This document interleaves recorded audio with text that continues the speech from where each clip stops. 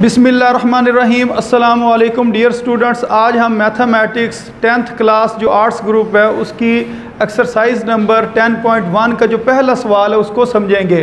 तो ये सवाल कुछ इस तरह कहते हैं, मुहद्ददी मस्तवी में दर्ज झैल नुकात को ज़ाहिर करें। अब ये मुहद्ददी मस्तवी क्या होती है? ये हमारे पास इस तरह दो लाइनें होती हैं। एक लाइन ये जो ऊपर से नीचे की तरफ होती है ये होती है वाई वाली साइड, और ये जो दाएं से बाएं की तरफ यानी कि ये इस तरह एक उफ़क़ी लाइन है, एक अमूदी लाइन है। अमूदी लाइन ऊपर से नीचे की तरफ और उफ़क़ी लाइन यानी कि जो इस तरह लाइन हो इसको हम किससे ज़ाहिर करते हैं? एक्स के साथ, और जो ऊपर से नीचे की तरफ हो उसको किससे? वाई के साथ। तो ये जो पॉइंट होता है जिस जगह पर दोनों लाइनें मिल रही होती हैं इसको मुब्दा कहते हैं। और ये एक मल्टीपल चॉइस भी पूछा जाता है कि बताएं मुब्दा के मुहद्ददात क्या होते हैं, तो आप कहते हो 0 0 होते हैं। वो क्यों 0 0 होते हैं? क्योंकि एक्स का भी इस जगह पर जो वैल्यू है वो 0 और वाई की भी वैल्यू क्या? 0 है। तो आपने याद रखना ये वाली साइड आपने जमा की रखनी है, जमा लिखें या ना लिखें। अगर ना लिखा हो तो उसका मतलब जमा ही होता है। लेकिन ये वाली जो साइड है ये माइनस एक्स की होगी। ये वाली साइड जमा एक्स की और ये वाली साइड माइनस एक्स की। ऊपर वाली साइड जमा वाई की और नीचे वाली साइड माइनस वाई की। अब आपने इसके ऊपर लाइनें लगानी है यानी कि पॉइंट्स बनाने हैं। तो कोशिश आपने यही करनी है कि एक जितना फासला बीच में रखा जाए। तो पेपर में अगर ये क्वेश्चन आ जाए तो फुट के साथ आपने ये दो लाइनें लगा लेनी है, फिर अंदाजे से ये आपने पॉइंट बनाने हैं। तो अगर हम ये देखें हमारे पास इस क्वेश्चन के अंदर मज़ीद कितने पार्ट्स गिवन है? 5 जो है ना पार्ट्स वो गिवन है। तो इनको हमने बारी बारी सॉल्व करना। तो एक्स की वैल्यू ज़्यादा से ज़्यादा कितनी है? 8 है, और कम से कम कितनी है? -8। तो इसका मतलब कि हमने कितनी लाइनें लगानी है? 8 लाइनें लगानी है कम से कम। 8 से एक आधी ज़्यादा भी हो सकती है। तो इधर हम इस तरह लिख लेते हैं 1 2 3 4 5 6 7 8 9 10। मसलन 10 पॉइंट्स मैंने इस तरह बना लिया और 10 इस तरह बना लेता हूँ। और अंदाज से एक जितना फासला रखना है 1 2 3 4 5 6 7 8 9 10। इसी तरह ऊपर की तरफ भी आपने लाइनें लगानी है 1 2 3 4 5 6 7 8 9 10। और नीचे को भी 1 2 3 4 5 6 7 8 9 10। अब इसके साथ आपने ना डिजिट भी लिखने हैं।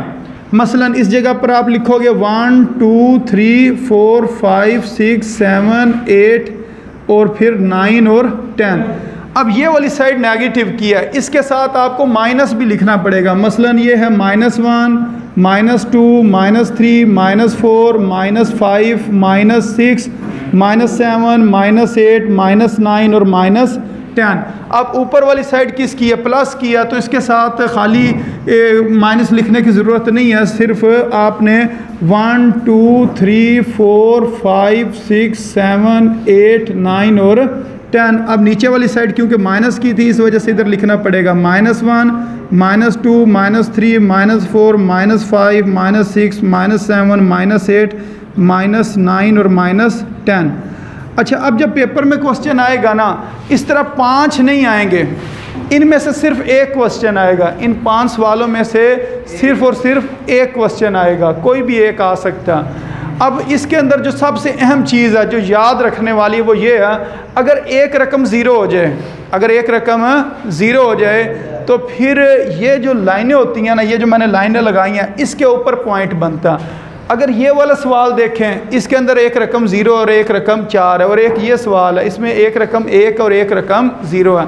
अब आपने ये बात याद रखनी है कि जो पहली रकम है वो x होती है और दूसरी रकम क्या होती है? y होती है। मसलन सबसे पहले मैं क्वेश्चन सॉल्व करता हूँ 0 4। तो इसका मतलब है x हमारा कितना? 0 और y कितना? 4 है। तो x वाली लाइन के ऊपर तो हमने कोई पॉइंट नहीं लेना क्योंकि x क्या हो गया? 0। और y वाली लाइन के ऊपर हमने कौन सा पॉइंट लेना है? ये वाला जो 4 है ना, ये वाला हमने पॉइंट लेना। अब देखें मैंने आपको ये बात बताई है, अगर एक रकम 0 हो जाए ना तो फिर किसी डब्बे में नहीं, ये इनको कहते हैं रुबा कहते हैं। मसलन ये पहला रुबा, दूसरा, तीसरा, चौथा, तो रुबा के अंदर नहीं बनता, पॉइंट रुबा के ऊपर नहीं बनता है। किधर बनेगा? लाइन के ऊपर बनेगा। ये जो क्रॉस वाली लाइन है ना, एक्स और वाई एक्सिस वाली लाइन है, इसके ऊपर पॉइंट बनता। तो इसके अंदर हमने क्या करना है, एक्स 0 है और वाई कितना 4 है, तो सिर्फ y जिस जगह पर ये y वाली लाइन है इसके ऊपर हमने देखना 4 किधर है। 4 इस जगह पर है, तो इस जगह पर एक नुक्ता सा लगा कर उसके ऊपर आपने क्या करना, गोल दायरा बना देना। ये हमारा पहला सवाल हल हो गया। तो इसको अब इधर से मैं ज़रा मिटा देता हूँ। अब इससे अगला सवाल करते हैं। तो अब इससे जो अगला सवाल है उसके अंदर उन्होंने क्या दिया हुआ, -8 -8। तो इस जगह पर मैं लिख देता हूँ जी -8 और -8।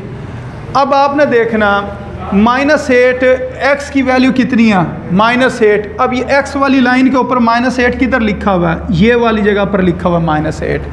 और y वाली जगह लाइन के ऊपर -8 किधर है, ये वाली जगह।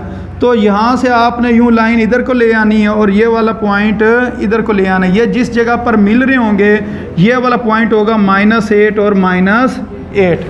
ठीक है। अब इसके अंदर कोई भी रकम, दोनों में से कोई भी एक रकम 0 नहीं है, तो इस वजह से ये लाइन के ऊपर नहीं बनेगा, किसी जो रुबा है उसके अंदर इसने बनना।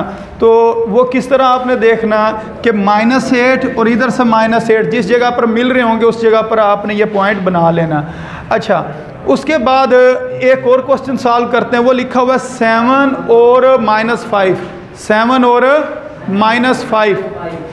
अब इसके अंदर x की वैल्यू कितनी है, इधर मैं लिख देता हूँ जी, x 7 है और y कितना -5। x की वैल्यू 7 और y की वैल्यू -5। तो आपने इस चीज़ को आप मिटा देना। मसलन पेपर में तो सिर्फ एक ही डायग्राम बनेगी, लेकिन इसके ऊपर मैं मज़ीद क्वेश्चन सॉल्व कर देता हूँ।